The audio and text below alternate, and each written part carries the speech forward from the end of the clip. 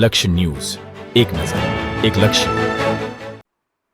Kalol PSM hospital ખાતે TB ક્ષયરોગના દર્દીઓ માટે ખાસ ન્યુટ્રિશન કીટ વિતરણ કાર્યક્રમ યોજાયો. કલોલ પીએસએમ હોસ્પિટલમાં ટીબી હારેગા દેશ જીતેગાના થીમ પર પ્રેમ સ્વરૂપ હોસ્પિટલમાં જરૂરિયાતમંદ 20 ટીબીના દર્દીઓને દત્તક લેવામાં આવેલ અને આજરોજ હોસ્પિટલમાં પૂજ્ય સ્વામીજીના હસ્તે ટીબીના દર્દીઓને કીટ આપવામાં આવેલ. સદર કાર્યક્રમમાં જિલ્લામાંથી માનનીય મુખ્ય જિલ્લા આરોગ્ય અધિકારી ડોક્ટર એ.જે. વૈષ્ણવ, માનનીય જિલ્લા ક્ષય અધિકારી ડોક્ટર દીપક પટેલ સાહેબ તથા તાલુકા કલોલમાંથી માન તાલુકા આરોગ્ય અધિકારી ડોક્ટર આર.કે. પટેલ સાહેબે હાજરી આપેલ અને ટીબીના રોગ વિશે અધિકારી તરફથી ટીબીના દર્દીઓ તથા કાર્યક્રમમાં હાજર રહેલ હોસ્પિટલના સ્ટાફને ટીબીના રોગ વિશે વિસ્તૃતમાં માહિતી આપેલ અને ભારત સરકારના ટીબી ફ્રી ગામ લક્ષ્યાંકને સાર્થક કરવા તમામને જરૂરી માર્ગદર્શન આપવામાં આવેલ. પ્રોગ્રામને સાર્થક કરવા માટે માનનીય જિલ્લા ક્ષય અધિકારી તથા તાલુકા આરોગ્ય અધિકારી તરફથી હોસ્પિટલ પૂજ્ય સ્વામીજી પ્રેમ સ્વરૂપ દાસજી તથા હોસ્પિટલમાંથી હાજર રહેલ ડોક્ટર તથા અન્ય સ્ટાફનો આભાર વ્યક્ત કર્યો હતો. બ્યુરો રિપોર્ટ સંજય નાયક, કલોલ.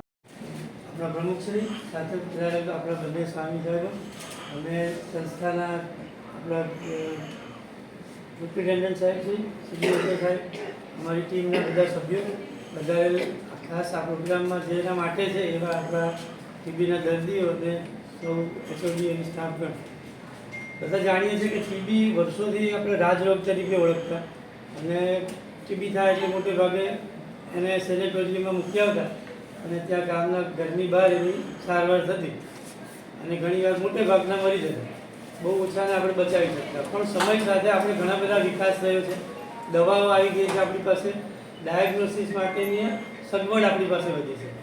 એટલે આપણે જલ્દી ટીબીના દર્દીને ઓળખીને જો સમયસર સારવાર પર મૂકીએ તો એને 100% મટી જાય છે. પણ હજી આપણને તકલીફ એવી છે કે ઘણા બધા દર્દીઓનું નિદાન બહુ મોડું થાય છે.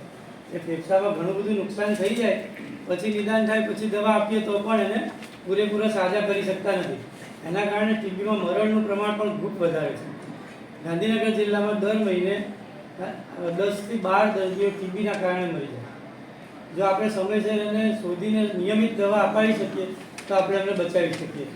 અને એ જ રીતે આખી દુનિયામાં દેશની રીતે વાત કરીએ તો દુનિયામાં જેટલા ટીબીના દર્દી છે એમાં ચોથા ભાગના ભારત દેશમાં છે અને જેટલા મરણ થાય છે એમાં પણ ચોથા ભાગના મરણ ભારત દેશમાં થાય છે. એટલે આપણા માનનીય વડાપ્રધાનશ્રીએ પણ ટીબીનો પ્રોગ્રામ પોતાના હાથમાં લીધો અને આહવાન કર્યું કે આપણે 2025 સુધીમાં ટીબીને નાબૂદ કરીએ, ટીબીનો એપિડેમિકનો આપણે અંત લાવીએ.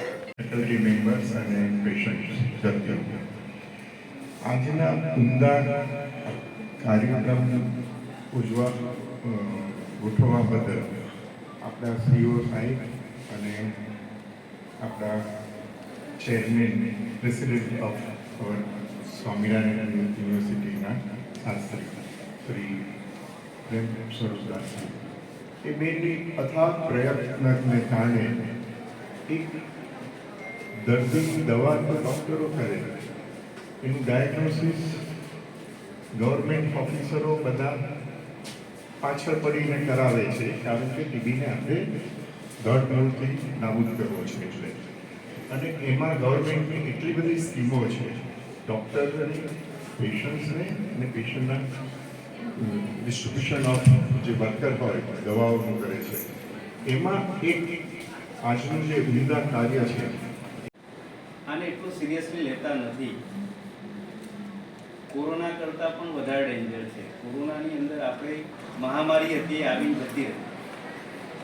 હવે કોરોનાને કંઈ જોવા મળે છે નહીં, પણ ટીબી જે છે એ વર્ષોથી ઘર કરી ગયેલો રોગ છે અને એ અથાગ પ્રયત્નો સમાજના અને તમામ લોકો જાગૃત થશે તો જ એની અંદર આપણે વિજય મેળવી શકીશું.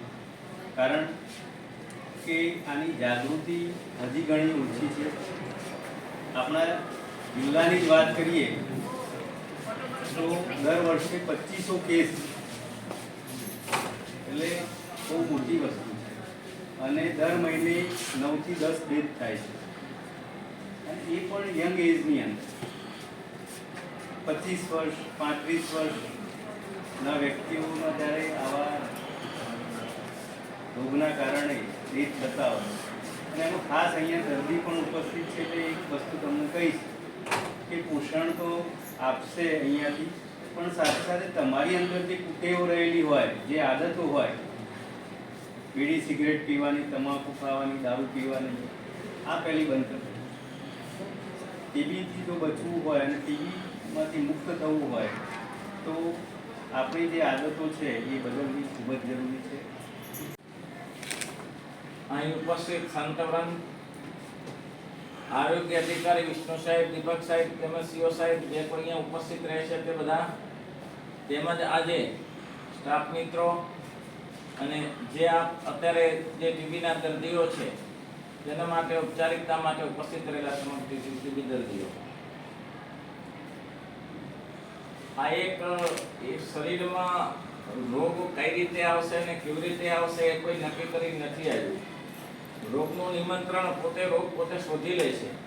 એમાં કોને પસંદ કરે છે, કોને પસંદ નથી કરતો એ ભગવાનની ઈચ્છાની વાત છે. અને આપણા પૂર્વ પ્રારબ્ધ કર્મમાં માનો કે જે માનો તે, આપણે કઈ રીતે ટીબી થઈ એ મહત્વનું નથી. હવે ટીબી થયા પછી એમાંથી બહાર કેવી રીતે નીકળવું એ એક મહત્વનું છે. ટીબીના દર્દી માટે એમ ક્ષયરોગ ગણાતો હતો, પણ અત્યારે કંઈ ક્ષયરોગ નથી.